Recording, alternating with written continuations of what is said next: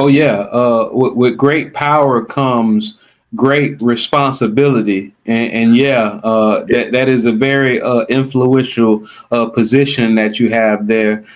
So is it one of those things to where you do you adjust to your business owners' habits, or do your business owners adjust to your standard operating procedure? They're going to have to adjust to my habits, right? Because what happens is business owners don't come to me when things are good, right? They all come to me when things are bad, right? And that's the problem. So like people like always think, right? Like, oh, if the economy is doing good, that's great for business. Not in my case.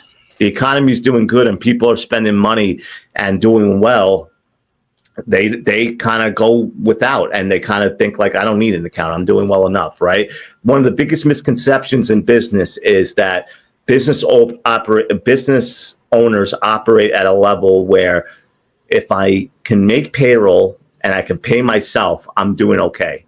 And that is the furthest thing from the truth. Okay. Because what happens is they're not taking a look under the hood to see what's actually transpiring. They're looking at their bank account and they say, okay, I have $200,000 in the bank. I'm okay. I can make payroll and pay myself. And they're not looking at 4 weeks down the road. You know, they're not looking at what's coming ahead, right? They're not looking at their financials to kind of see if they're even making money.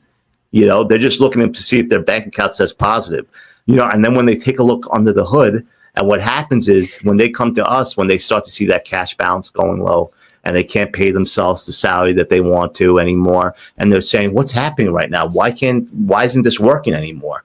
Because you've been flying blindly, right? So they come to us when things are bad. And in order for this to work, they have to conform to our style. And listen, some of them don't. And we go our separate ways after a little while, right? We realize this isn't a good fit. And majority do conform to our ways, and we're not the Gestapo. We're not going to like tell you, you know, we're putting you on a budget and you got to follow X, Y, and Z. No, we're going to implement changes where like we need you on your team to do your part so you can get us the data that we need in order to recommend the changes that we can see. Well, you're only as good as your data. Right. And that's half the problem with a lot of internal businesses is they don't take value on the data. They're not getting the right data in. And what happens is when they're accessing their financials and they're looking at what's going on in their business through their numbers, half the time they don't have the right numbers.